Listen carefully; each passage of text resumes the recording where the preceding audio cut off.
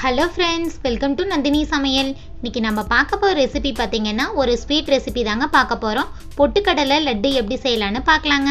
வீடியோக்குள்ளே போகிறதுக்கு முன்னாடி நம்ம சேனலை நீங்கள் புதுசாக பார்க்குறீங்க அப்படின்னா மறக்காமல் சப்ஸ்கிரைப் பட்டன் அழுத்திடுங்க. பக்கத்தில் இருக்கிற பெல் ஐக்கானை கிளிக் பண்ணிடுங்க. வாங்க வீடியோக்குள்ளே போகலாம்.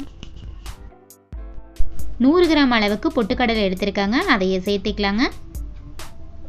அடுப்பு மீடியமில் வச்சு நல்லா வறுத்து எடுத்துக்கலாங்க. ஹையில் வச்சிடாதீங்க, தீஞ்சு போயிருங்க. பாருங்கள், இந்த பதத்துக்கு இருந்தால் போதுங்க. சூடு ஆறுனதுக்கப்புறம் மிக்ஸி ஜாரில் சேர்த்துக்கலாங்க. 100 கிராம் அளவுக்கு வெல்லம் எடுத்துருக்காங்க, அதையும் மிக்ஸி ஜாரில் சேர்த்துக்கலாங்க. 3 ஏலக்காய் சேர்த்துக்கலாங்க. இந்த மாதிரி நல்லா அரைச்சி எடுத்துக்கலாங்க.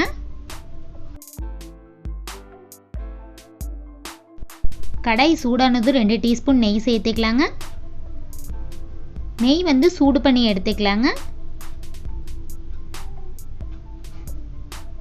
நெய் சூடாக இருந்தால் தாங்க லட்டு பிடிக்கிறதுக்கு நல்லா வரும். ஆறிடுச்சுன்னா லட்டு பிடிக்க வராதுங்க. நெய் ஒரு கரண்டி அளவுக்கு சேர்த்துக்கலாங்க. பாருங்கள், இந்த மாதிரி மிக்ஸ் பண்ணி விட்டுக்கலாங்க. கொஞ்சம் கொஞ்சமாக நெய் சேர்த்து நம்ம மிக்ஸ் பண்ணி எடுத்துக்கலாங்க.